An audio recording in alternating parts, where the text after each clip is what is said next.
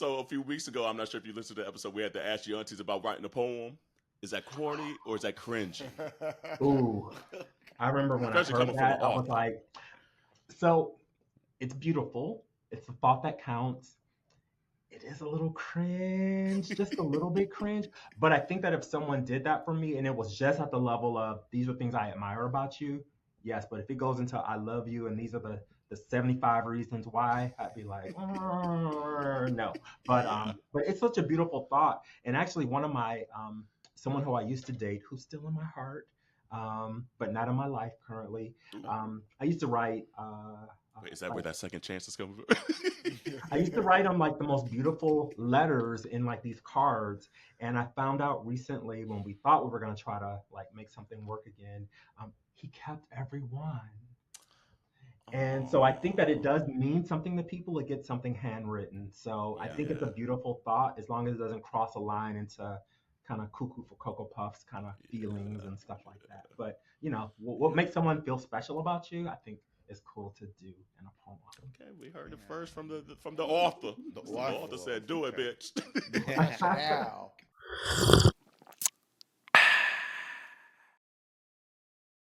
Hey, community, it's Frederick Smith, author of One and Done.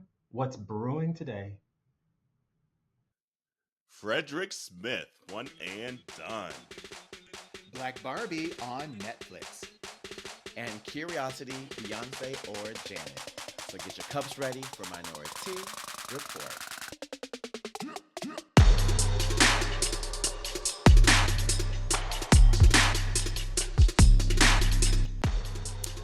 Hey, welcome to Minoritea Report. It's Auntie Carell. It's Auntie Duan. And it's Auntie Jarrell. Hey, y'all. What's going on, Hey, community? And I said before we hopped on, I was like, they came in here with their chest all out. I ain't get the memo. I put this polo on for work today, but then I was like, I don't know, we were showing clavicle and stuff. We got guests here, and they said, oh, we gonna show our clavicles today. Look, Baby. let me tell you, low key, I've been working on this fitness. She been doing the whole. We doing all the sleeveless stuff this year, girl. Okay, we out here. Community, you gonna watch this on YouTube. She got the armpits all out. You know how the gay scene be. They be like, ooh, let me snap. Okay. Baby, we're on the precipice of summer. We had to let this taco meat breathe. Okay, look, all that taco meat. That's all we got. That's all we got. Look, just that's all they need. That's all they got. That's it. But community, we've been looking forward to this episode for a while. And before we even introduce him, I just want to give him flowers even before what we're going to talk about, because he's been like damn near a day one for this podcast. Yes. And the amount of times that I've seen him just like tweet us out, shout us out, tell people about the podcast, like makes me like teary, because I'm like, damn, like that's so dope to like just see people like support us. And like literally, so I'm so happy to be able to have him on here to support him back for all the love that he's given us. And so we have the author, the activist, the one-time journalist I found out when I was researching. I was like, oh, she used to be a journalist too. Okay. And he's from my home state, Michigan. Stand up. Detroit, stand up. Al, Saginaw, where you at? Al. We got Frederick Smith, the author of One and Done, in the place to be. So happy to be here with you all and like meet you all in person, on video, Right? but in person, yes. Absolutely. That part. And before I forget, like we always be forgetting the auntie names. What is your auntie name? I don't know. I'm partial for a Casamigos margarita, so just call me Auntie Casamigos Margarita. Okay. I don't know. That's an elevator. Right. That's an elevator. That's that George Clooney margarita. Look, apparently I need to get on the tequila train, because everybody and their mama be on tequila, and I just be over here like, you don't want it. I don't know what it is. You don't want it. You know, you remember the movie The Gremlins, right? That's me with tequila, girl. Just all over the place. Then don't go there. I mean, when we were at the Glad Honors, everybody was drinking tequila all night long. So like, damn, it's interesting how like the community goes through like these phases, where a while ago it was the vodka, vodka cranberries, and then it became like the gin and tonics. Now we're down to tequila. I don't know if I could do tequila all the time like that. It's still 19-year-old Carell Spring Break Panama City Beach that destroyed tequila for me. Panama City So, Beach. so literally, I think we literally, all that's how have that reckless it story. was. What in the real world is going on over What in there? the straight world was going on? That's the thing. It's I like, mean, I can't oh. lie. I can't lie. When I was a freshman in high school, or excuse me, when I was a freshman in college, my spring break we ended up going to Daytona Beach. So That too. That whole region. So I man. did that trip whole once in region. college too. But for See? me, the one I can't touch is gin. I can't do gin anymore. Really bad memories. Jen Oh, is like yeah. my baby. Oh, Yeah, Well, she like her not Hendrix all over there. gins. She likes her Just Hendrix the over Hendrix. there. If Yeah. it's anything but Hendrix, I don't drink it. Yeah. okay. Yeah.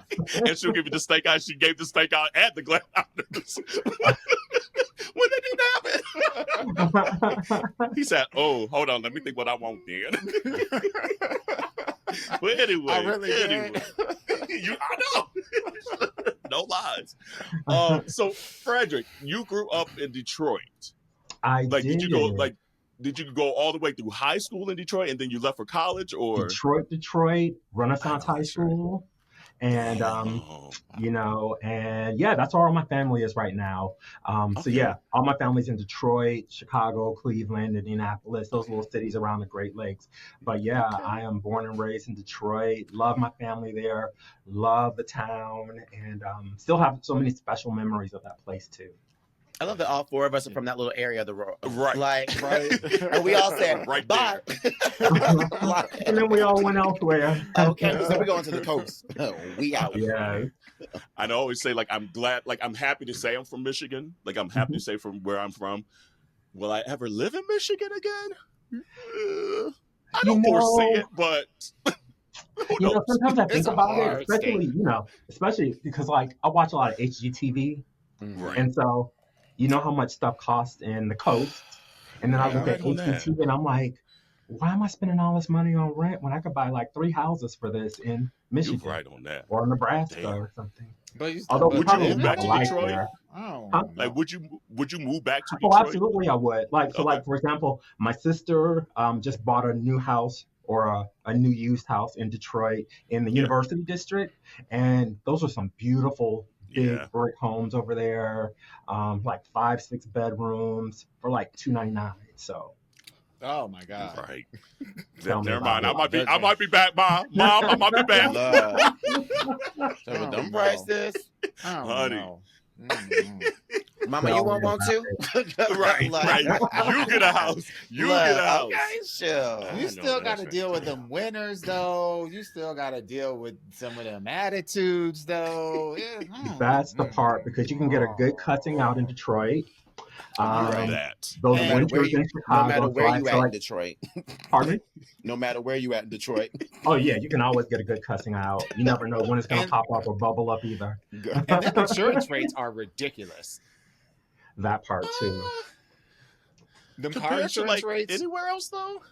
Car insurance, the car insurance. because you know it's basically no fault. So Yeah. you, Yeah, you're right. on you're that. basically paying like $400 or That's $500 in insurance just That is alone. true. That's damn near the price of your car. Exactly. I be Right on walking. that. I be walking. You gonna walk in Detroit? Okay, You gonna walk in look. Detroit at? Girl, let me You tell gonna you, be on I'm that highway. baby. You gonna be on 75. You gonna be on Baby. all of them. I'm Walking living, that freeway I'm alone. living right Honey. across from a grocery store. That's all I'm going. That's all I need is to be close to food. I'm good. I don't got to Okay. be nowhere else.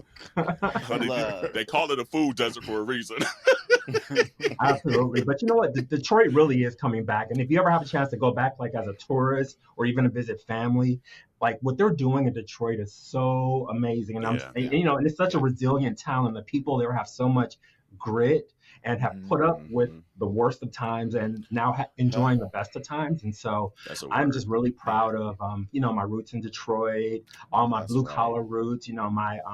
My most of my family were like auto workers or factory workers when I was growing up. We had a few teachers and social workers and things like that. But Detroit is where I got started. And Yeah. Detroit Public Schools, I'm a graduate. I said Renaissance High School, and I love doing creative writing. They used to do a lot of investment in the arts when I was growing up. And so, creative writing programs, music programs. Is that where your love for writing came from? Like Absolutely. So you like, just took a class, you're like, oh, I like this. absolutely. So like they used to sponsor these like young writer contests, put Okay. together these anthologies. And so, I would write cheesy poetry, cheesy love stories and things like that. And, eventually made a transition into like being like a high school newspaper editor. And then Okay. that fueled my interest in like, for the time, I thought I wanted to be a TV journalist. In Detroit, all of our anchor people are Black. And so I used to grow up Yep. studying people like Dana Eubanks and Diana Lewis and all these Damn. other names. And I used to emulate them. And I always thought I wanted to be a TV anchor. I did it for 1 year after I finished my undergrad degree at University of Missouri. Did it for 1 year at a little NBC station in the middle of Missouri. I did those morning cut-ins, like at 6:25, 7:25, 8:25. Had to be at the station at like 3 in the morning to write my little copy and everything. And after about a year, I was like, I don't like this. What am I gonna do? And so, What story did it? What story you're like, you know what? Damn it, I ain't doing this story no more.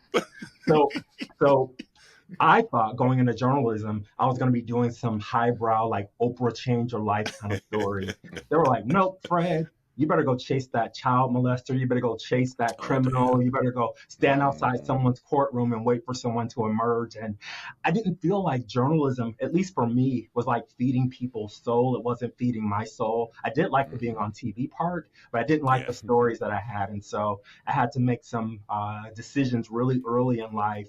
And so I went back to one of my mentors in my undergrad at Mizzou, who kind of encouraged me to think about what I had been involved with as an undergrad. So I don't know how many of you had ever been like an RA in college or an orientation leader or worked in student government. And like I did all that stuff. So I had built up a pretty big resume in terms of like higher education. And so my mentor was like, you can do that as a career. And I thought, I thought you could only like teach. I didn't know that there were other people who worked at universities. And so I eventually went back to grad school, got a master's, got a doctorate. And so I work in higher education now by day. And then I'm a creative writer of cheesy gay romance novels, but they're not really cheesy by They night. ain't cheesy, man. They They cheesy. ain't good. Yeah. Look. They're kind of like, I call them like vitamin stuffed Twinkies in a way. So like I put a little bit of substance in there, but I also give them a little bit of the, the fun stuff of like Black gay life and everything. And I'm sorry, jumping back in. How do you feel you're growing up in Detroit and like maybe even like Missouri, all like your doctorate work inform your writing now? So like, I think I'm a pretty socially just minded person. And so I always try to create characters who have some sort of thought about what's happening in life, whether it's, Black rights, gay rights, etc. And so I always try to have someone who's a little bit conscious in the books, because I think that as well as like trying to entertain people, it's okay to teach them a little bit or have people think about pulling out Aunt Google and figuring out what's that word or what's this issue or what's this thing this character talked about and everything. So just give people just a little bit of a nugget to, want to explore on their own afterwards. I And so I think those are some of the things that influence like my fiction. Yeah. I could totally tell that. There was a couple of times in the book I was like, that sounds like real. Did this really? Sure did. I was like, look at you just slipping that little educational part up in there in that real life moment. I definitely noticed that. Yeah. And even the cultural relevance of it too. Like, I used to be a very avid reader, and I don't read as much as I used to. And this actually makes me think, oh damn, I kind of miss reading. But I hadn't read a book in a while that was very specific to the Black and queer of me. And so I was like, damn, this is potentially a genre that I didn't really know I needed. But glad that I found out that I'm like, oh, damn, now I need to read the rest of your books and find other authors and things like that, because I was like, this is super cool to read a whole damn book and feel seen. I don't know if I've felt that before. And I can definitely give a whole lot of recommendations at some point when we talk today and everything. But I'm glad that makes you feel that way, because I think that sometimes, like, when we get into work life and professional life and academic life, it kind of it kind of kills our desire to read for fun because we're like, I have to read this. I have to look at this report or this briefing.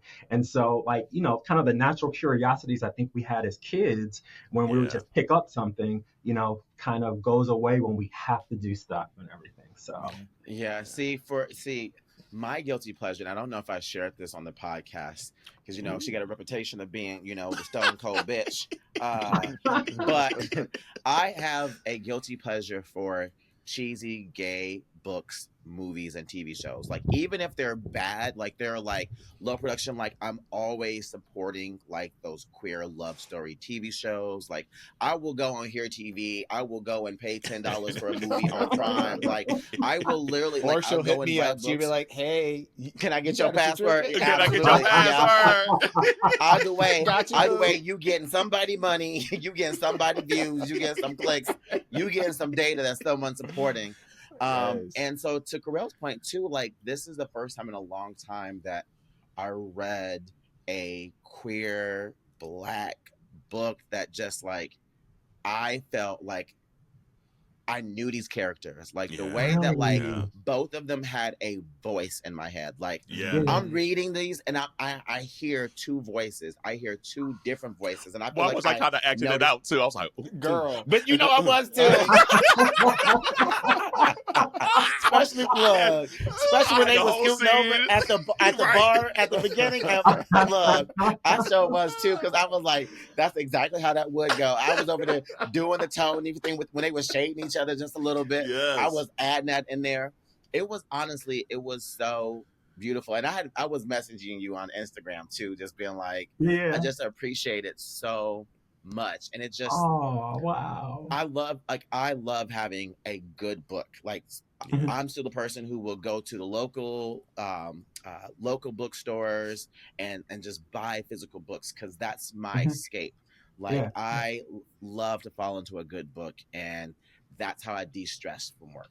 So same here too. Like, I love reading. I've always loved reading, whether it was for school or just for fun, and everything. But we can backtrack a little bit and let the people know what One and Done is about. Yes, before we take that dive. He's like, I'm a professional. You just beat me on the road. Absolutely. Yeah. What is so One and Done? my elevator pitch for One and pull Done out my is journalism degree here. so my elevator pitch for One and Done is, I call it a Black queer higher ed Bay Area romance novel. It features two main characters because, like, for romance novels, there's a formula, kind of like those Hallmark movies and the cheesy gay romance novels we like to read and movies we like to watch and everything. So two characters, Taylor James, who was like a university administrator who has these aspirations to one day be like one of the only out Black gay university presidents at a relatively young age in his career and in his life. And he has focused primarily on kind of the career track. It's probably something a lot of gay people, I think, can identify with, where they put a lot of focus in the career and maybe put other stuff on like the sidelines, especially love. And then Taylor James has this encounter randomly on a Sunday fun day in Castro with this character named Dustin McMillan, who isn't Dustin McMillan in the beginning because he's kind of withholding some information about his life and identity. And Dustin turns out, well, I won't say what he turns out to be, but don't give that. He's always running. But this assignment that he got put on in the Bay Area puts him in close contact with Taylor James. And they go through the ups and downs of not liking each other, liking each other, follows the formula of romance novels. But the good part about romance novels is that you always know there's going to be a happily ever after or a happy for now.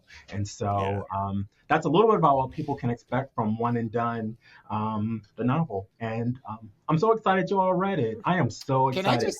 Can I just say that I love that the first page of the first chapter mentions Beyonce and Renaissance.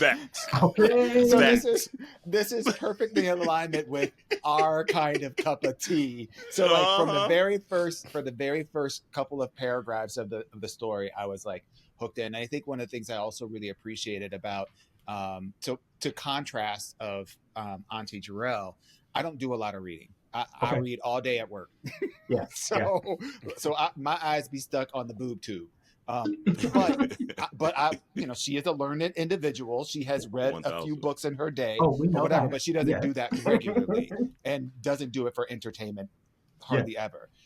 That being said, one of the things that I really appreciate about the writing style was that there was so much dialogue through the book. Yeah. So the notion of what Carell and Jarrell were saying about how you could hear these were fully realized characters. You can hear these conversations and see it playing out. In my mind, as I was reading, I was literally seeing this as if it was a movie, and the dialogue was so in our lane that it was effortless to read and to enjoy. And I just loved how like real those conversations, because I was like sitting there thinking, is this memory or is this creativity? Honestly, oh my gosh. When they had the conversation about where each other saw Beyonce, I was like, you know how many times I've had this conversation with somebody? Where'd you go? And I'm like, oh, but she went to Paris. Bitch, I went to Paris too. Like, it was just, I'm literally sitting there and be like, I just rock with this so hard. And low key, I kind of relate a little bit to Dustin, because I'll be like, everybody don't need to know your business. So I was like, I get you, Dustin. I understand. Like, keep some shit to yourself. Everybody needs to know your cards. Because if you put too many details out there, someone's going to start Googling you and trying to figure out where you are and where you live. And that happened to me once, where someone I met in a bar in the Castro, all I told them was my name and where I shouldn't have told them where I worked at. And next thing I know, I get this instant message on Instagram. Like, I am in your neighborhood. And I'm like, how do you know where my neighborhood is? Anyway, yes. No. So, See, right people there. need to Wait, but hold on. Right there. Was that a good in the neighborhood? Did it turn out all right? Or you're like, fuck no, let me light these doors? Okay. She said, no, not you, Quasimodo. Not you, Quasimodo. Question for you. And I'm trying to think how to frame it. I'm trying to be professional tonight. But like, as romance, I've always thought this about just like romance novels. When you're writing all this like sexy stuff and you're visualizing it and fantasizing it and trying to, do you work your own damn stuff up? Like, damn, hold on, I might need to release some tension, something. Like, I've always thought that about just romance novels, because I'm like, there'd be some sexy ass shit, and you're like, it's like the way you wrote it was just so visual to me that I was like, oh damn, hold on, Corey, where you at? I said, how big? Poking out from underneath the boxers. I said, honey, look, and the way I was like, the way I was over here measuring, I was like, waistband. Wait a minute. I was like, what's the underwear brand name again? Oh my goodness. Under Armour. Honey. So let's talk writing sexy scenes. Like, so, it has to come at a point in a novel where the characters are going to have their first kiss, their first time sleeping together, etc. And so sometimes you have to build up to what that moment's going to look like. Sometimes you have to go back in the archives of your memories, lots of memories, and pull up some notes from previous experiences to kind of see how. and so sometimes it is from creativity, sometimes it is from memory, but it's always fun. And sometimes I can kind of get myself worked up where I'm like, have to figure out what happens next after I finish writing the scene. Okay, now. I know that's right. And community, if they don't get you to read the damn book, I don't know what will. Shit. Oh my God. So can I just tell you all this? Like hearing you all's reaction to like One and Done and how it made you all feel in terms of being seen, or in terms of like kind of hearing how the characters talk and everything. So like when we write or when we do art, it's such a solo, solitary process. Like we're usually sitting on a desk by ourselves, or sitting in a coffee shop by ourselves with headphones on or something like that. And like, not that we write for or with people in mind, but you kind of think about it. But then I think about that Erykah Badu quote about, I'm an artist and I'm sensitive about my stuff. And, it's always nice to hear when a project that you've worked on is received in a way that people like find, some sense of themselves, some sense of reality. And so I just want to say I really appreciate the appreciation that you all are sharing right now. Like that really makes me feel good. And I think, I think for all people who are writers, artists, like to hear how their project has come to life in the life of Yeah. other people is really, really exciting. So I just want to say thank you, thank you, thank you. And No, where let can me they say you find it thank real quick you. before we even get that ask the next question? Where can they find this like immediately? All right. So one and done, they can get it anywhere. So the publisher is named Bold Strokes Books. Bold Strokes Okay. Books focuses on LGBTQ literature. They're based in New York City area. So the publisher's website or anywhere where you buy books online. And I especially want to encourage people to look at local neighborhood, like Yeah. independent bookstores, because those independent bookstores really need our support in terms of buying books, staying open, bringing us books that represent our lives and everything. So that's where I usually suggest people go. I know sometimes people want to go to the big online retailers. Those don't always benefit artists or authors. And so I would say independent bookstores or the publisher is the best place to go. Yeah. All right. Absolutely. Absolutely. Yeah. I do want to say thank you though to you though. Like, so you had me crying at the nail salon. I ain't gonna lie. Okay. I was getting me a pedicure, reading my book. I had my headphones on and I was reading. And you know, she don't cry. And you know I don't cry. Literally don't Mhm. cry. And the part in the book where you mentioned the podcast, like, Oh my brought God, right? me to tears. Yeah. And Really? it's to the same point of you saying, like as an artist, you're sensitive about your stuff. Yeah. Oh, it's kind of the same way about the podcast. Like to see that in the book and to see that what we do, like, is part of someone else's creativity, and what they do, like, yeah, forever intertwined. Like, this is something to me that's going to forever live in my heart.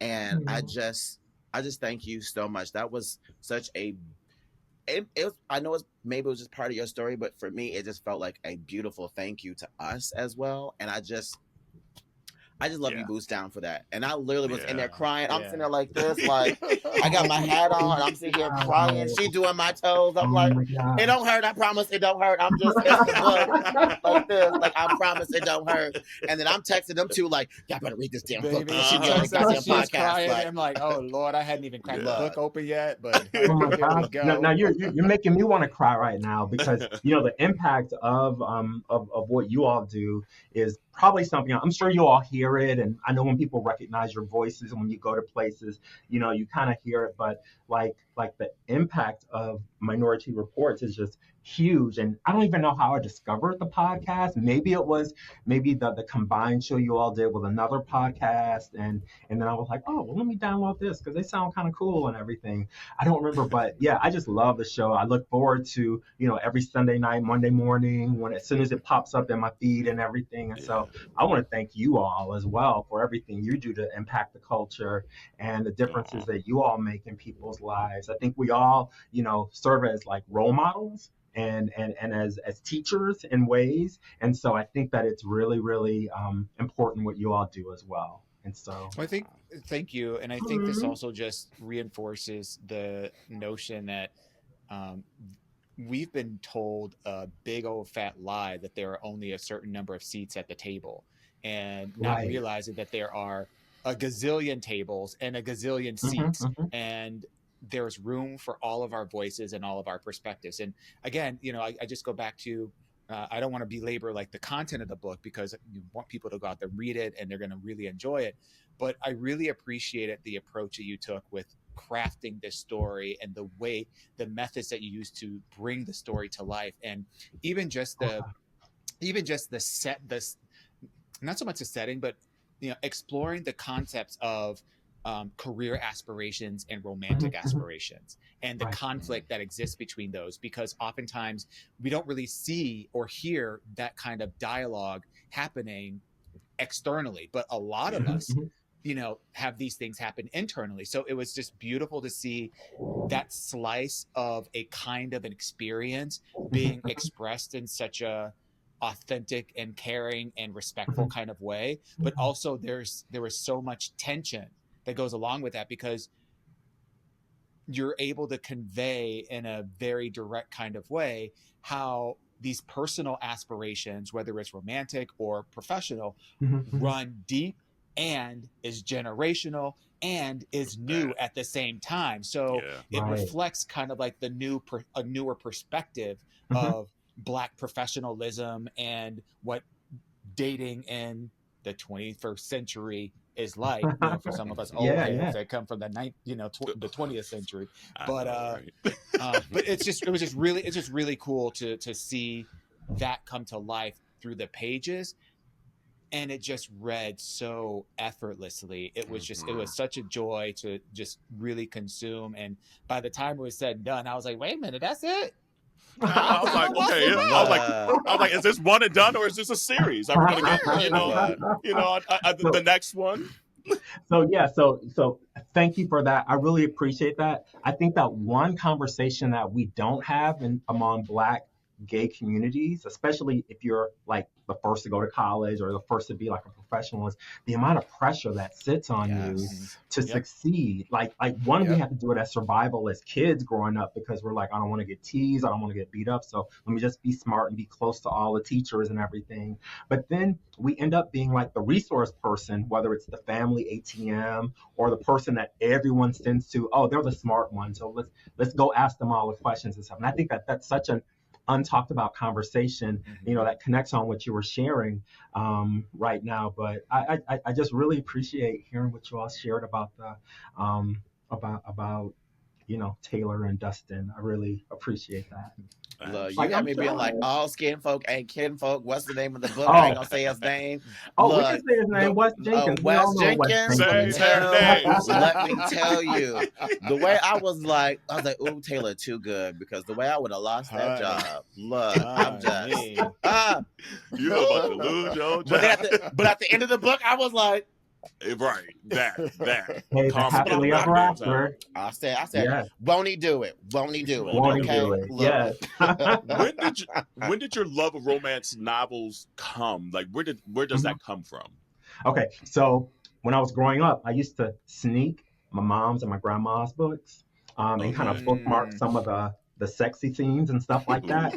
That was teenage life. But really, like, what blossomed for me in romance was the pandemic, like 2020, 2021, when all the, we were inside. Wait a minute.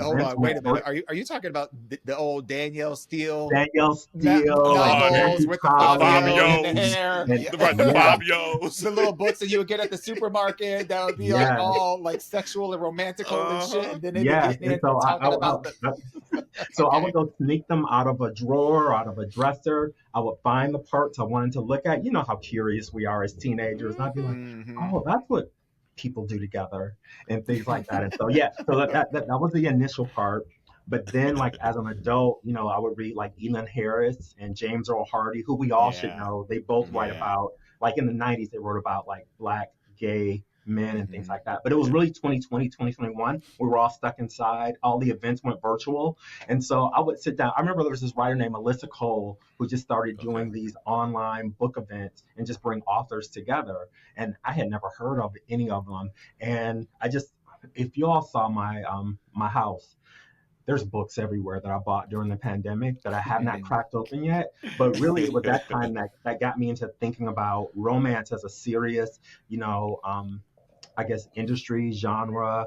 And all my books have always had some sort of romantic element, but I've also learned, from that time that there's a specific formula that people want and need. So kind of like you were sharing, about the movies you like to watch and things like that. There's a formula.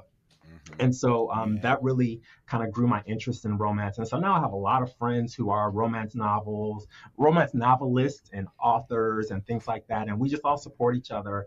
And there's so many really great gay romance novelists and Black ones too, like Kosoko Jackson, Jeffrey K. Davenport, Rashid Darden, etc. So there's some great people that people can be reading. But I always tell people, go back to like some of the originals, like Elin Harris. He wrote books like 30 years ago, like Just As I Am, Invisible Life, about what it's like coming out in college and Black and gay in the South. And so I always encourage people to go back to those roots. Of course, there were people before that, but Elin Harris novels, James Earl Hardy are really good. And so all that kind of fueled my love of books and reading and romance and everything. And there's so many Black queer authors that are having books coming out in summer 2024 that I'm just so excited to be meeting them at the different book cons and everything. We're all going to be supporting each other. And I know, like, the other day, like, I posted on the story that I was reading your book, but we got DMs asking of just like different Black authors and things like that, Black queer authors specifically. So what we'll do is you let us know just a list, and we'll post it on our social, just because there's absolutely. I'll a send you need a list for it, and there's just names that I just didn't even know existed. But now I'm intrigued, because like this literally kind of sparked that, you know what, there's just stuff I used to enjoy that I just don't take the time to do anymore, that I need to make sure I take the time to do, because it is still joy. I was like, damn, I haven't felt these feelings in a minute. Just literally laying there with a book. Like, it was dope. Yeah. And so I'm so excited. I know that for you all and for many people, this one and done novel may be their first time like hearing of me or hearing my novel. It's getting a little bit of buzz, and like I'm getting kind of nervous and excited about the buzz that I'm hearing and seeing. But there's 5 other ones. So you can go back to my backlist. I've been writing novels since 2005, when I was right out of grad school and moved to LA. So I thought I wanted to write for the Young and the Restless, and that never happened. But I ended up getting picked up really quickly. My stories. We all have a story. You know, and it's funny. Almost every romance novelist who I meet and do events with, their love of writing usually came from watching stories with a grandma or an aunt or something like that. And so I grew up on Young and the Restless and thought I wanted to write for them, and other things happened with my life. I hated soap operas when I was a kid. Oh my God, I would hate it when I would go over like my grandmother's house and that's all she wanted to watch. I'm like, just give me some cartoons. The way I still be trying to catch up with all my children in Juneau Hospital. I still talk with my mama on her lunch break. Yeah, to this day, from time to time. There ain't that much change. It could be 3,000 days later, and that storyline still right there. Honestly, like, still got amnesia. Still got amnesia. Married her twin brother. The amount of time Sonny then died and went to prison and came back. Look, okay, Yeah. let me tell you. But let me just plug something really quick. There's a new Black soap opera that's going to be starting in January 2025. It's called The Gates, and it's going to be all Black, CBS. It's taking the place of this talk show called The Talk. They're getting rid of The Talk to move in The Gates. And it's a deal with CBS, NAACP, and Procter & Gamble. So they should be announcing casting soon. And hey, I think we're all going to be glued to our TV screens come January. Damn, it says the first new daytime soap to debut on a major broadcast since Passions. Remember Passions? Oh my God. Passions was crazy. Damn, and I'm sorry to divulge to get us diverted into soap operas. I know we're talking about. That's a good. Damn, okay, good for them. Look, what's the Black girl from The Talk that's been on there since the beginning? The comedian. Cheryl Underwood. Cheryl. Yeah, Cheryl Underwood. Damn. Cheryl. Got rid of you, girl. Oh man. So I guess like maybe specifically pivoted from the question, but is this a one and done? Are we going to hear more from so I'm working on something right now because I'm kind of at a state in my life where like I can get my work routine down pat and get my writing routine down pat. So I've been really fascinated with this whole idea of people who so maybe they were involved with each other, like maybe in high school or in college. They couldn't make it work, but maybe 10, 15, 20 years later, they discover each other. So like a second chance romance. And so I'm percolating on this idea, and I've been writing some notes and my outlines together on a second chance romance between high school. I want to call them sweethearts, but they kind of had to keep it on the low when they were in high school. But now that they're adults, they can maybe kind of go for it. Interesting. Now. So I'm already in. Okay. Let me tell you. Look, y'all have no idea. Like I literally live, and I know you said there's a formula, but in my mind, every time I read a book, I'm like, brand new. You can't tell me that. Even though as I'm reading the pages, I know how it's gonna turn out. I still just love them. Every I single do. We And all you know are what? hopeless romantics at the end of the day. Like, even as Absolutely. hard as we try to appear or whatever it may be, at the end of the day, like, just to feel seen and validated and loved is honestly all we want in life. And so to That's kind of all we see want. that buttoning and kind of almost forgetting, like, because I mean, at this point, I always say I'm just an old married broad at this point, but like, it kind of rekindles some of that, like, oh, damn, I did feel like that for my boo. Damn, okay, you're right. I mean, Like, that, even though, I like, mean, you remember it every day, quote unquote. yeah. But some of that newness at the beginning is a different feeling when it's like new. Baby, Yes. when It totally you're is. nearly a decade or almost a decade into your situation, baby, that'd be a distant feeling. Honey. And you be mad that he left his socks on the damn out the way. But like, damn, where'd you put my shoes to? It'd be blissful sometimes, but baby, Yes. it'd be regular too. Right. Most of the times. It'd be that regular shit. You're right. I know, like, literally, I adore my husband. I was reading the book on the couch, and he was he always goes out on the front porch. Yeah. But then he came in, and he wanted to watch Housewives. Turned that shit up all loud and shit. I'm like, don't you see I'm reading this damn book? Damn. It's like, ruin the fantasy out this damn book. Here I was getting all hot and bothered. I was like, ooh, come on. And over here watching the Housewives. Yeah. I'm not going to lie. Like, I know I said at the top of the call that I don't really read books like that. But one of the things that I really appreciated as I was reading your book was how easy it was to get lost in the story. And really? it made me think about, like, okay, well, we're at the precipice of summer right now. I might need to get a couple more and just, like, go out to the park and just, like, because I think for me, and maybe a lot of other people are in the same situation, but it's a trade-off. It's like, I don't really have a lot of just free time, I got a lot of shit going on. So, like, if I'm not listening to, like, even like listening to like audible books or whatever, it's like, oh, but that's when I'm listening to stuff that's not music, I'm listening to other podcasts. So it's like, exactly, what do I switch out? But it just there's something that's really, I don't know, wholesome and I don't know what the right word of it is, but it feels like home to have a book in your lap and to be physically turning the pages and to be engrossed in the story and feel like you can get lost and you don't want the time to pass away because you're just enjoying it so much. And I got that feeling, especially when it's good. I appreciate that. Yeah, I had to tell myself to go to bed. I was like, boy, if you don't go to bed, you gotta work in the morning. Like, you got an 8 a.m. meeting, and you gotta be at the gym at 6 o'clock in the morning. Go to bed. But that, sure enough, was on that bus like this. Honey, it's good. It's good. Oh my goodness. So again, I'm gonna put the cover in here so you all watch on YouTube. Take a picture of the TV screen, push pause, screenshot it. And I just want to shout out the person. I want to shout out the person who designed the cover. His name is Ray Jean-Gilles, and he actually is an Oakland-based artist. I think on Instagram he goes by Queer Mocha. Hopefully he's out of his Instagram hiatus right now. And he was formerly a student of mine when I worked at Cal State LA in the South many years ago. And I know he has these aspirations of doing artwork, his paintings and everything. And I was like, would you want to do a book cover to kind of, jumpstart some of your other things you want to do? And he was like, yeah. So we worked together on the cover. And I was so excited that the publisher let me work with another artist who wasn't on their label. So Ray Jean-Gilles, great. And people love the cover. And I love the cover. Absolutely. Because literally, like, 8 pages in, when they were sizing each other up and they were talking about who was wearing what, I literally went to the cover and I said, and boop, look, went right back to it. So again, to help with that creating of the characters as far as giving them an identity, I was like, spot on. I know, and I was like, ooh, who would play who? I was like, and in my mind, I got down to like Jeremy Pope should be somebody. I don't know which one yet. Yeah, like Jeremy that's would what have I to be like. Taylor. You think so? Yeah, okay. Absolutely. And then I was like, who would I want for the other one?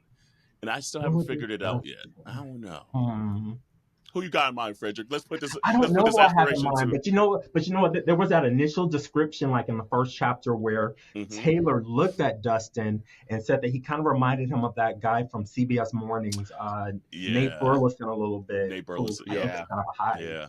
straight but Yeah, high. yeah. Nate And Rosa can yeah. get it. yeah, you know, yeah, former football player. And he was on the Detroit Lions. Come on now.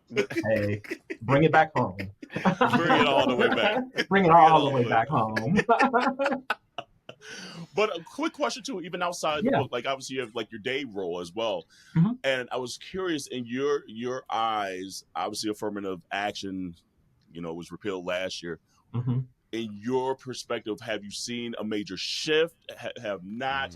What can like kids and students do post this affirmative action to potentially get into the schools that they want to, or whatever, to help their chances to be seen and visible and get the chances that they might not be able to get as easily now? Absolutely. So, one, I am a huge advocate for higher education for everyone. So, whether it's their first degree, no degree, or going for their fifth degree, I'm a real big advocate for higher education, especially for queer communities.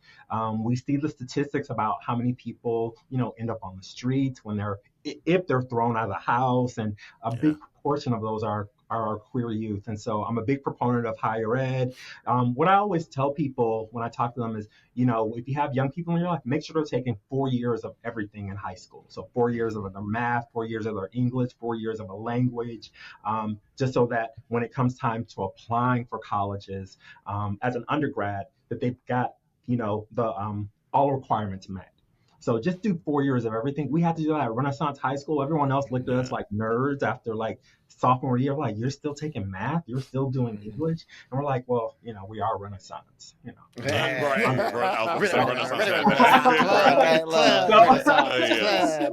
remember all my friends, like I went to Central Michigan. Yeah. And all my friends, so it was always like Renaissance was like Renaissance and Cass. Yeah. Yeah.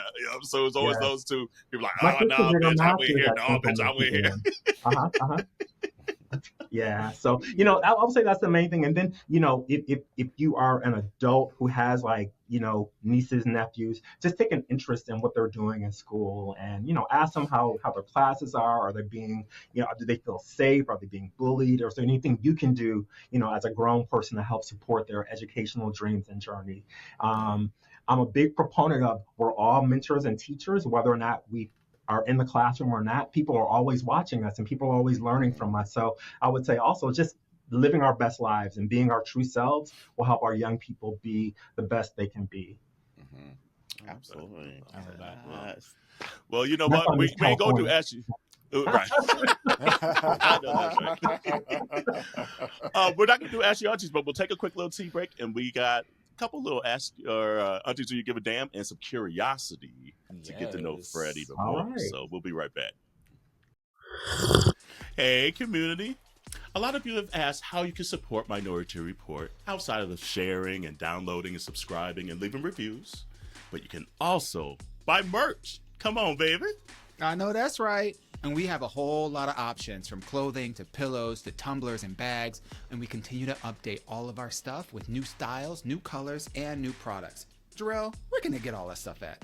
Well, they can get all that and then some at MinoriteaReport.com. They can find all the goodies, find out additional information about your aunties. And we also want to make sure that you share and tag us when you do buy merch, all right? So let us know if it's a hoodie, it's a tee, a long shirt, a towel, because we know you need those. But let us know. Absolutely. And remember to wash your hands, your legs, and your ass. All right. Well, community, life be life, and even every week there's just something that pop up in the pop culture or just the culture or life that we got to talk about. And so literally last week we knew that the verdict was going to eventually come for old boy. And then sure enough, like the day after we recorded, he found guilty 34 times. 34 times. Honey, a sensible 34. A sensible 34. Girl. That meme never gets old. But so aunties, do you give a damn that he was actually found guilty? That he's now a convicted felon? I do. I mean, I don't think it's going to matter that much, but I can honestly and emphatically say that I did not see that coming.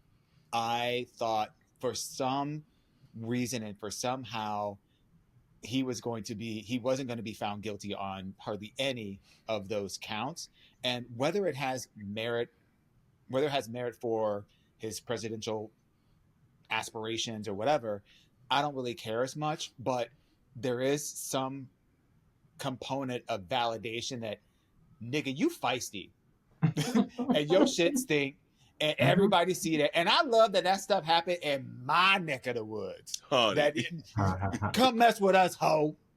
We know. We've been dealing with your ass ever since the Parkwood 5, bitch. Yeah. So yeah, I gives a damn. Fred, do you give a damn? Oh, I definitely give a damn. I think that, one, I can't believe how many people still follow like a cult this person, and I hope that it continues to open people's eyes into who can be the best leader for our country. And I don't think it's that person. I think that people who are in office now should continue the course. But yeah, I definitely give a damn, and I do care about politics and things like that. So yeah. Jarrell. I give a damn. I give a damn. But like to Dewan's point too, I don't think it's gonna make that much of a difference when it comes to the campaign. Like the people who are gonna vote for him, they're gonna vote for him, right? But what I appreciate from this is that it's a reminder to people that no one is above the law. No matter who you are, you are not above the law. And although the law does not play favorable for people that look like us, it's rare that we see that the law actually does its job to people that look like him, with people with money and power like him, because often those are the people who really truly get away with stuff. So I appreciate that it actually went through. I also love the fact that both parties chose this jury as well too. And so there's no, this is rigged or any of that other bullshit too, that they also can't have the narrative of, because both parties picked. So the fact that everyone said no goes to show you that even people on that side of the aisle are also starting to be like, hey, this nigga did it. This ain't it. This ain't it. This ain't it. But the one thing that I would say that I also hate though is the rhetoric of that. He's almost saying like, the people won't stand for this. The people aren't going to be okay with this. And again, it's just going back to him literally saying we're going to have another January 6th. Inciting. Yeah. So. And honestly, like there's trials still to come for the January 6th. And I hope they utilize the same shit he's doing now. It's very fresh in mind. Because that's the same shit he did on January 6th, and now it's playing like, I didn't do no shit. No, you did the same shit, dude. So so I give a damn as well. I also give a damn that the appeals court is Black women. And I saw a thing today showing people are like, because there's people like, oh, well, he's not going to get a fair trial. He's not going to get a fair appeal. Bitch, that's how we feel all day, every day, in all our lives. How about that, then? How about that? Yes. So now you get it, ho. So, it's not fair, huh? Yeah. So it's just like the hypocrisy of so many people is so ridiculous. And so many times throughout life, they always like to say Black and brown communities and all minority groups are felons and thugs and crooks. Well, look at your homeboy now, ho. Like it makes me with the rah-rah so hard. Because it's just like you get so sick of shit like that. And trying to be the better person and trying to stand tall and try to prove your worth and all this stuff. And then to see people just be so like hypocritical, it's just like, like it's so annoying. But nope, that whole guilty 34 times. That ain't gonna change. And it is what it is. And so like, will it change the outcome of the election? I don't know. But if truly you care for America as hard as y'all with your flag wearing and flag hats and shit about this country, you got to think long term to see if you really want to elect a convicted felon to the office. If you care about this damn country that hard, because that is not the answer. And if they want to go that route too, then we need to then go with the conversation about people who are in prison, giving them their rights to vote. So let's go there too. There's another conversation. So let's go, because we're going to open that and we're going to get even more votes going on if you want to. So think about it. Ooh, damn, got my blood pressure all right. Damn. See, you should have had your little chesticles. But out. I don't think I'm Set my whole chest. Feels nice. And I don't be pointing that often. Yeah, he's a rah-rah. Do we give a damn that Rihanna is launching not music, but Fenty hair. Okay. So here's the thing. No shade to my friends, but most of the people that I know that are Rihanna fans that are friends of mine are bald headed. So I'm just curious as to why is there a hairline? Like, go back to the skincare, because that would be more effective for the people that I know that are Rihanna fans. So, and then not the picture being a little kitten wig too. So I'm like, I got some questions. Like, what type of hair are we talking about? What happened to the flowing wig? But wait a minute, low key, that's what kind of got me hooked in. I'm like, wait He was like, well, wait a minute. Oh, we gonna have a little yeah, with the little bullet in the back. Yeah, I'm like, okay, I can get cute. with this. That's been on brand for you since them T-balls days. So this makes sense. That's a 2024 T-boss. You right. The asymmetrical with the sideburns. Yeah, that's a man.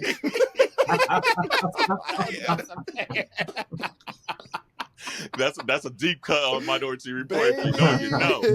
If you missed that Lord, episode. Do you give a damn? Right. You know what? I still need to look more into this and everything. I look forward to another Rihanna album project. Okay. But I do love the business aspect. I think Yeah. really smart business person, and you know, if this is where she wants to go with her businesses, then you know, glory be. Yeah. I'm all for it. Yeah, that's how I am. I'm like, you know what? Her business game is crazy. Everybody's checking for Fenty. That's how it made her Billy Riri. Yeah. So I mean, continue that empire. But at least can we get like a new song from you in your commercial or something? Just Like, a damn. song. Yeah. Like, something. She gonna do a remake to Just For Me, bitch. Watch. yeah. That's for me. Just for me. And putting the kids on the boxes. Okay, yeah, bitch. Okay, yeah. Oh, that's right. Oh man. Do we give a damn about the new Netflix? I think it's almost like a documentary style called Black Barbie. Yes. Yes, we damn do. Now, mind you, this is not the only like documentary that that talks about, you know, the creation of the Black Barbie. But what I am looking forward to with this particular documentary is it's going to talk not just about the first Black Barbie and the creator of that Black Barbie, but it's going to talk about the evolution of the Black Barbies or the African American Barbies within the series of the Mattel storyline, and it's going to highlight those individuals that have brought these figures of representation to life. So I love that. I'm really excited, and I love the fact that this is going to have that duality of telling the story of the Black Barbie experience or the Black doll experience from Mattel, but also highlighting the creators behind it, because it's those that are the innovators and the ones that are pushing the envelopes that really deserve the kudos. So I'm excited. I think we're going to learn a lot about it. But Looks yeah, good. I give a damn. And it's by Shondaland. So Shonda Rhimes is like the creator from her production company. So I mean, everything she'd be touching be the fire. Like, and low key, I kind of want to see a Black Barbie movie. I mean, let's ride the wave and keep this going. Can we get another life size? Can we get another life size remake, bitch? Like, tell me about that. Yes. And we can get Frederick to write it. Hey, there we go. There we go. There we go. Yeah. Hey. I'll do costume design. Yep, costume design There we go. right there. Absolutely. I'll just be in the background. I'll be producing shit. There we go. Look, I'll be holding the camera like this. But what about y'all? Do you give a damn?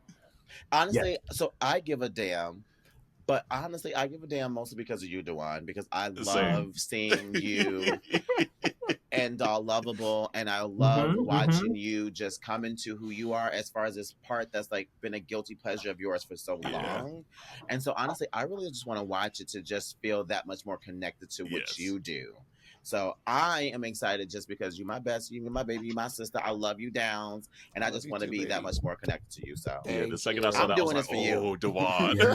I was the same way. I was like, I would be interested nonetheless, but like the interest level is like tenfold just because I was like, oh, that's gonna be that little kid joy as Mhm. within each of us. I was like, oh, I know there's that little kid joy moment he's having right now. So Mhm. even an adult joy, but like it's that little kid joy that's like, this is just me, pure joy for me. I only wish that I could watch it with my niece because she's really into Yeah. Barbies. And for her birthday, we're going to.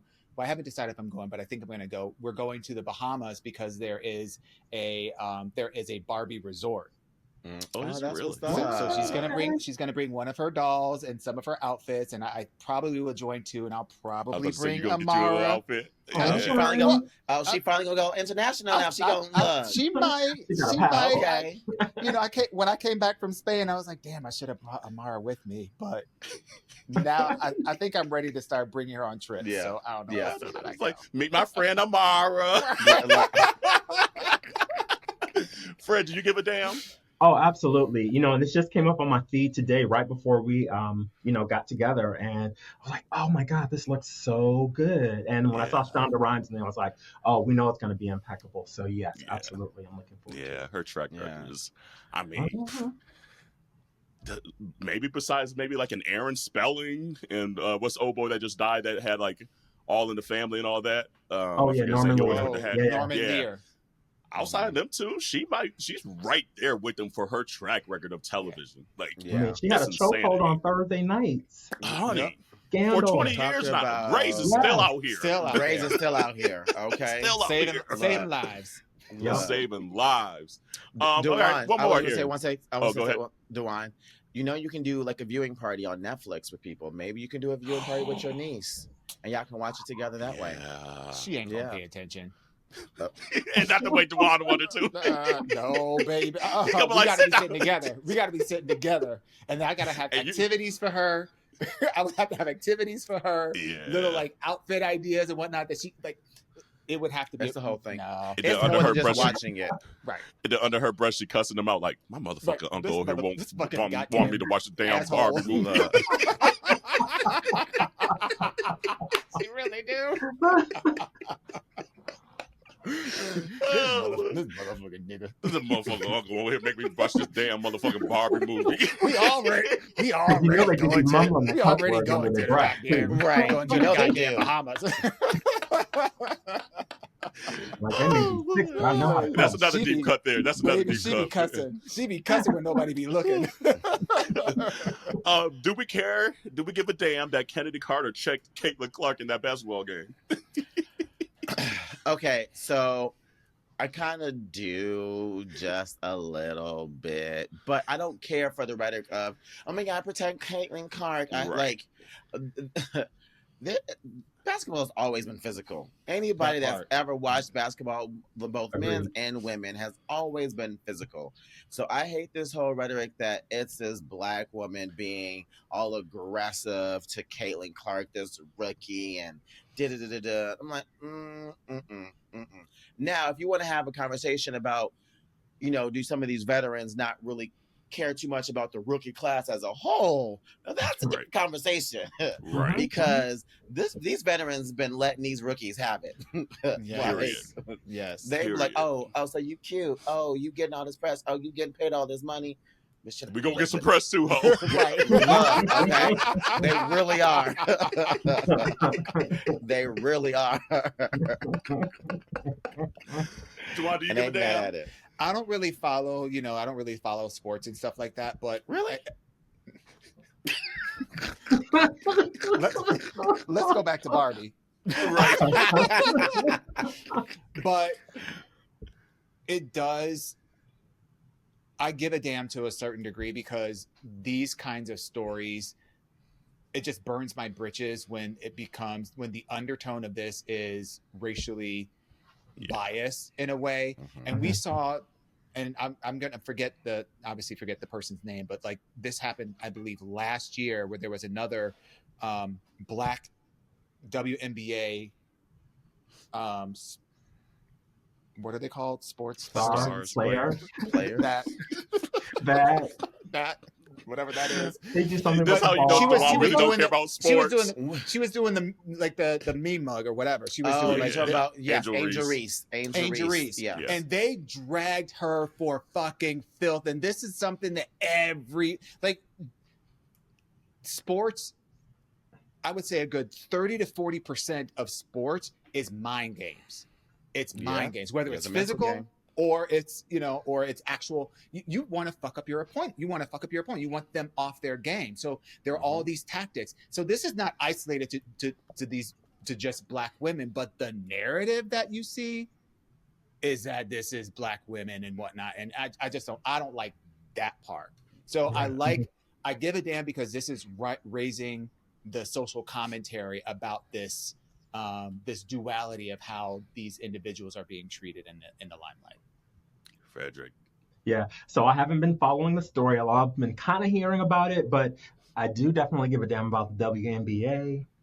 San Francisco and the Bay Area is getting its own new team, the Valkyries. Yes. One of the best rollouts of any WNBA team. And so I need to look more into the story that we're referencing right now. Yeah. No, I give a damn because you guys nailed it. Like, it's just a social commentary. And the thing is, it's going to try to fuck up her money. Like, that's what I get upset too about. It's just like, she's a good player and you're trying to do this. And Caitlin Clark has done similar things to other players as well. And so I'm glad that's they're starting to show some of the clips of how dirty Caitlin can be as well. And like, she elbowed the girl like just a few points before that, like just 2 seconds before it. And so it's just like, don't pick and choose when you want to be upset. Come on now. Just because of who the player looked like and her wig is better than yours. Like, so so that's when I give a damn. But it's one of those rare things, and I struggle. All press is good press for at least the league, but I hate that it's at the befalling of a Black woman. And so that's the part that really bothers me. But I'm here for the WNBA. I'm glad they're getting a lot of this press for every little tic-tac kind of foul. Because that means people are actually caring for a league that should have been caring for the last 25 years, So I also love the fact, and this is not related to this particular story, but I just love that the WNBA is finally starting to get the recognition and the appreciation and the love and the support that they have deserved for the last 30, 40 years of trying to get it really on and popping. And there's money that's coming behind it. There's endorsements that's coming behind it. We're starting to see more dialogue on like the, Sports Center and other shows where, the conversation about, women in sports is becoming much more balanced. So I love that. And I hope that continues because they deserve it. Because I mean, like, damn near every night now they showing a game from the WNBA. Like, I'm like, damn, I ain't seen this much on TV in a minute. And shout out to Asia. Asia be balling. I like Asia on Vegas. I do. I'm glad she's finally starting to get her shine because she the true GOAT. Like, that, she be balling. But before we get out of here, though, every time we have a guest, we like to play a little curiosity to kind of get them to get to know them a little better. So it's kind of either this or that, or your first reaction, or things like that. So, your favorite author? Terry McMillan and Elon Harris. It's a tie. Which? Okay. Favorite books by them? Okay, Terry McMillan. This book called "Who Asked You." It's about family drama, and then Elon Harris, probably his very first one, "Invisible Life." Okay.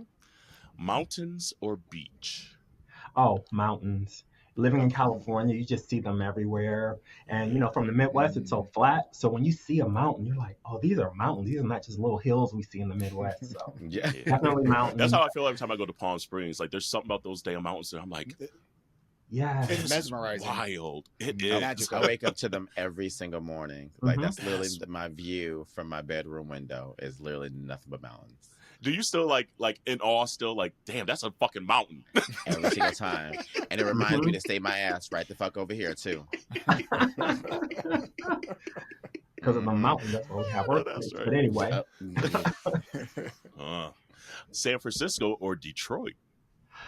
Oh, I thought you were going to say San Francisco or LA because that would be so unfair. But I like them both. Detroit because my family, San Francisco because it's just beautiful here.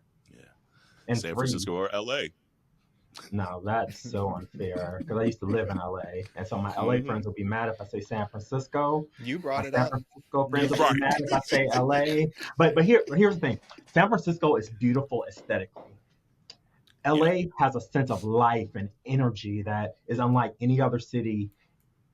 It might rival New York City, but there's just something about LA, getting in the car, being on the freeway, all the diversity and stuff to do. But San Francisco is just beautiful aesthetically. Yeah. Okay. I like it here. No, I do like it here. Right. I was like, hold on. No, I love the Bay Area. I love the Bay Area. I love being black.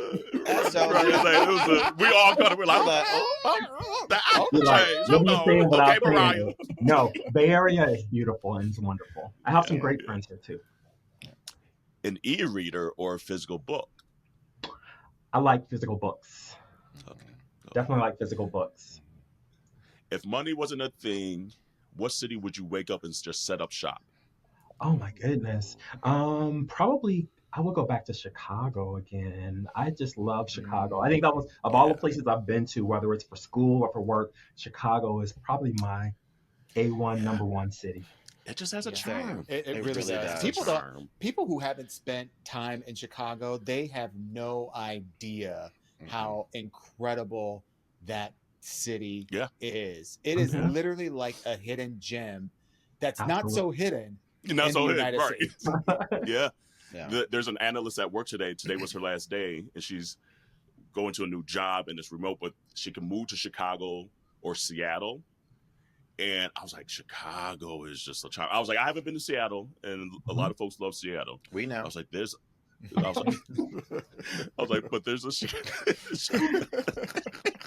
there's a charm about Chicago, and she's only like 26 or something like that. I was like, that's the age to really go there, like, there's just a charm about Chicago in your 20s that like folks just don't get unless you did it. Okay, same. We all got a Chicago story out here. Got it. I was trying to be the biggest hoe and then found a husband. Look, maybe I can become an author too. I got a few. All right, then let's collaborate. Okay, let's collaborate. Yeah. And y'all can be ghostwriters for me because I got the stories. We'll share those offline, even though we've shared quite a few on here. Too. Tina Turner or Whitney Houston? No. Okay, so what I will say is Whitney Houston was always my diva growing up. So I'm gonna go Whitney Houston, but I love me some Tina Turner the best. I know. I was creeping on the Instagram. I was like, hold on, let me see what he got out here that might get him. Beyonce or Janet? No. I know.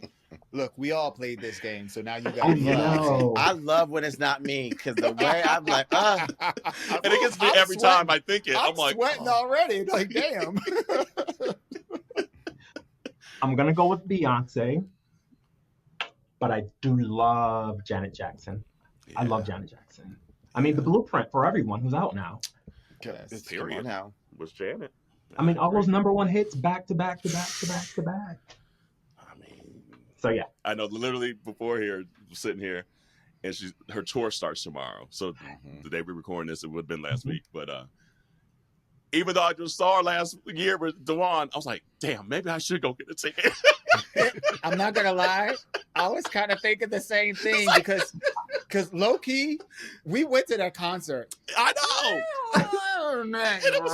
Right, you could tell like Janet was like aging, and like she's like, I'm gonna save a little coin for all the production, but then it still gets me though. I'm like, but it's Janet.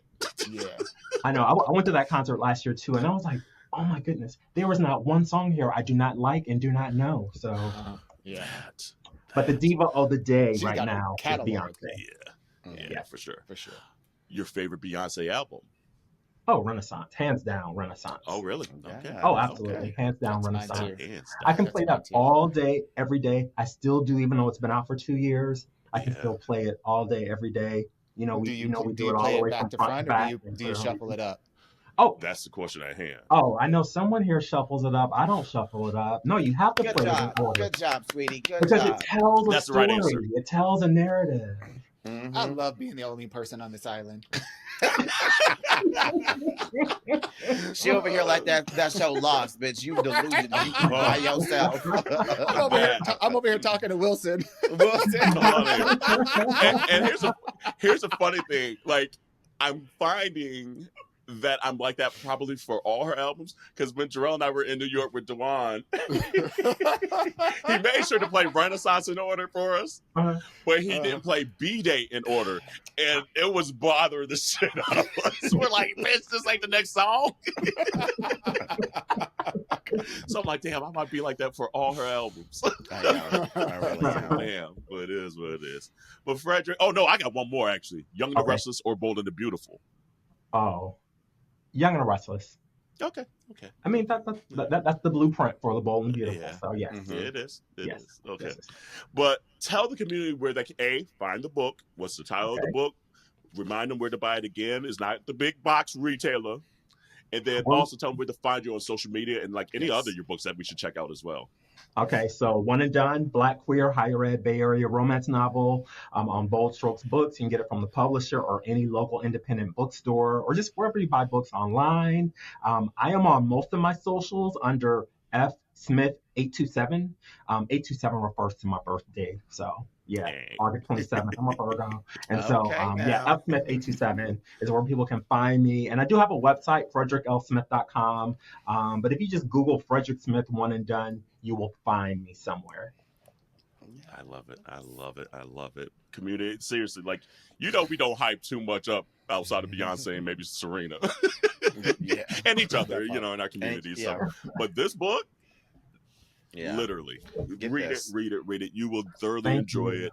The cultural references, you will feel so seen, like, wow, I needed this. So thank you for writing this, honestly. Thank you very much. Because I haven't said that about a book in a minute. And honestly, it is Pride Month, so this could be a perfect Pride gift for your Judy, your friend, your mom, the people that are in your life that you care about, that you want to just, you want to shower them with something that's new and different. This is a perfect giftable for them as well. So buy one for yourself, and then buy 3 for your friends and family. I love that. Gifts. I love that. Absolutely. Well, anything else on your hearts and minds today that we need to say before we get out of here? No, not really. I will say I do feel that. Hold on, there was a tone there too. So normally we don't talk a lot about white people on our podcast because they got plenty out there. But I just I do feel sorry for the singer Halsey, who was just diagnosed with lupus and leukemia. Oh, just recently as well. Yeah. And so I just kind of thoughts out there, just as someone whose family is right now going through, having people going through with cancer right now, I know what it feels like. And so just hearing those stories, my heart does go out. So. And she's I won't maybe say icon, but she's a prevalent figure in the queer community where you hear all the girls be playing it at the bars and stuff like that. So damn, I did not hear that. It was just literally dropped maybe a couple hours before we hopped on to record. So well, damn, that's out to Halsey. But community, stay safe out there. Happy Pride Month. I know we was out here these streets. Oh, and shout out. Oh gosh, he didn't actually say his name, but was at Philly Pride. And someone goes, Auntie? And I'm like, oh, Lord, am I doing anything crazy right now? And I was like, hey. And he's like, you don't know who I am, but I recognize you wanted to come over and say hello. He lives in Boston, so if you listen to this, you know exactly who you are. He lives in Boston, but he came down from Philly Pride. And I was like, what's your name? He's like, Trouble. I was like, see, no. You ain't trying to get me in trouble. No, ma'am. Thank you for listening to the podcast. See you later. And while we out of there, I'm going to shout out Richard, because Richard did the same thing to me Saturday at White Center Pride out here, too. Oh, yeah, Richard. And I literally was walking, and someone was like, hey, Auntie, and I was like, instantly, the way my posture went, I know. I was like, we've never met before, but I know. I was like, we good. But at first, it's, just getting used to it. So thanks, Richard, too. It was good to see you and meet you. That was a cute picture you guys took. Yeah. But yeah, so community, stay safe out there. Happy Pride, and we'll see you next week. So watch your hands, your legs, and your ass. Bye. Bye, y'all.